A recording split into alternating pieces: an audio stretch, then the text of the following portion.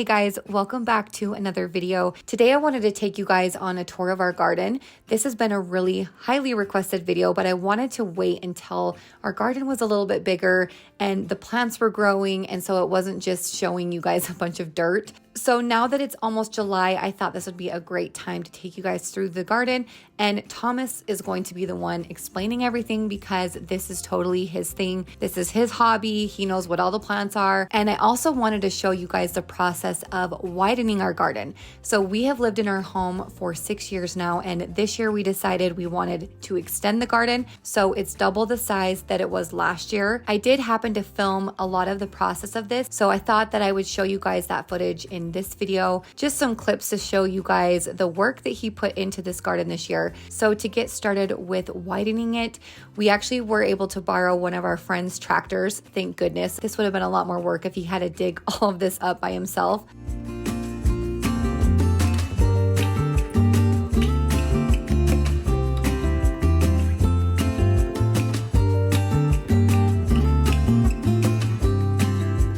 After digging up a lot of the yard, he put some railroad ties down, and then we are going to attach some fencing along the side.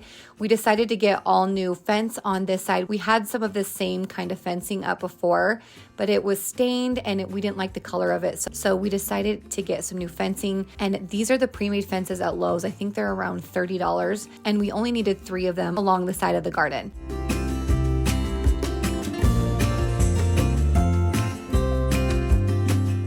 Along with that, he is going to build 2 more garden boxes. We actually have a lot more inside the garden. Like, he kind of has random small boxes everywhere too, but this is how he builds the boxes. He just gets cedar fencing from Lowe's or Home Depot and then just builds it into a box. So this is how he did our last ones too.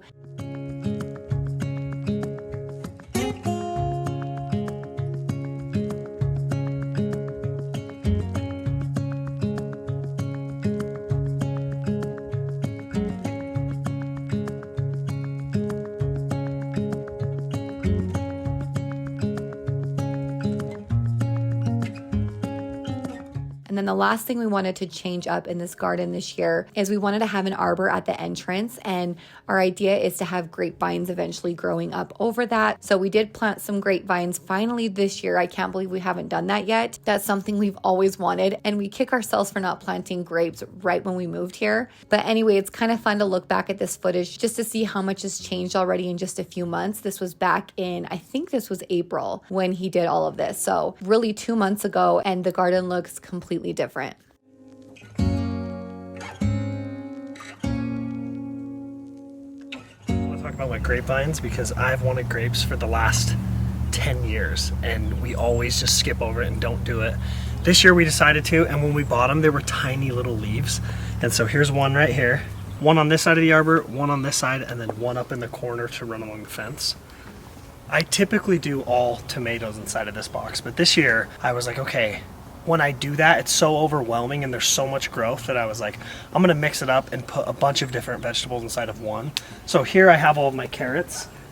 If you look in close, you'll be able to see that the carrots are already coming out of the top, which means that they're close to being ready. And then I have my tomatoes. These are my Fat Boy tomatoes that are on the back side. I always give them little guides to help keep them strong. I hate the wire cages that they put around tomatoes. I just build a little support and I tie twine down and wrap it around the tomato plant so it can grow up that. And as it gets bigger and heavier, I just come out and I'll twist it around. These leaves, to make it simple, are edible leaves. Some people just grow it for decoration because they look so cool inside their garden. Anyway, they're edible and you can eat them. So this is actually a flower that Ashley was growing over here years ago, and it started to die because it would get so heavy that it would tip over and break.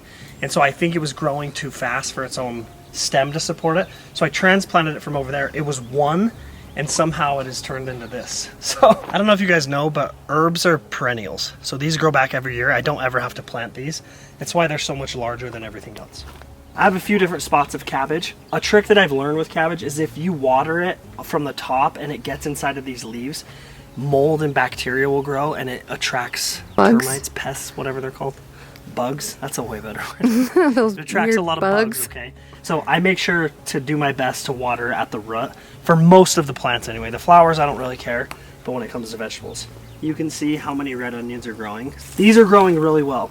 A reason this side is growing so much better than this side is the positioning of the sun. So like those red onions I planted at the exact same time as these ones. This is a green onion plant. This is a perennial as well and grows back every year. So I don't ever have to plant this, it just comes back. These are new this year. I have to do some weeding. It looks pretty bad. Ashley really wanted corn, so I was like, all right, I will grow corn as long as it doesn't take from everything else.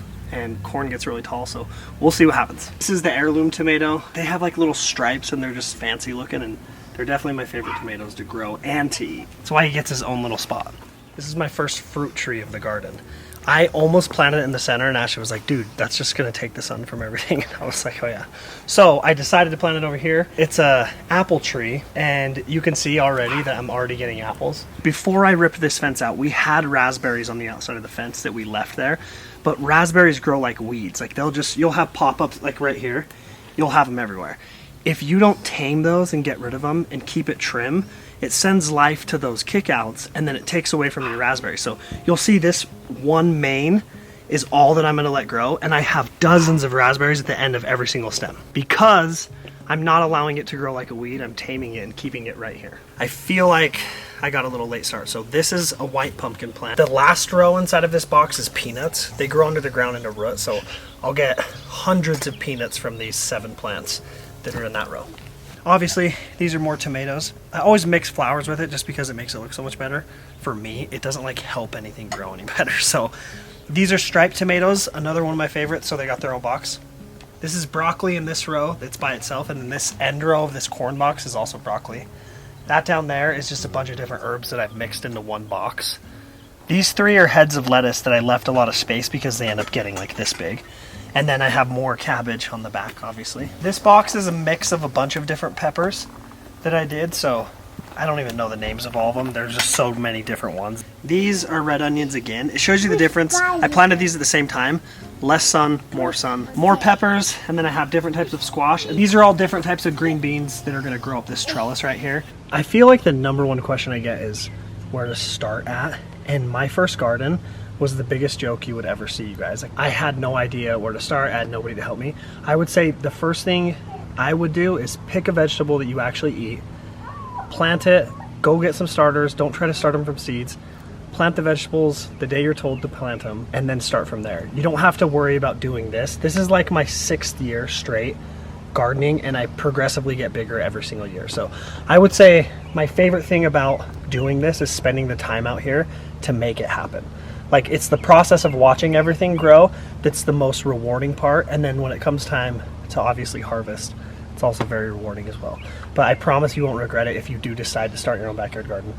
To me, it's probably like my #1 hobby of all the things that I do. I spend the most time in this area.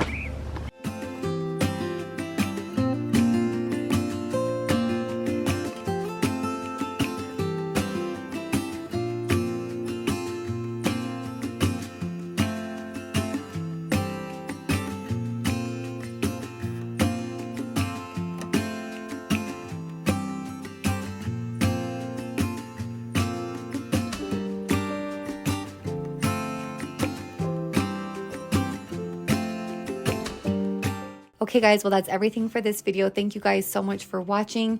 If you have not yet hit that red subscribe button, make sure you do that. I upload new videos every Monday and Thursday, so be sure to also hit that bell so you never miss another video. Thanks again, and we'll see you guys in the next video.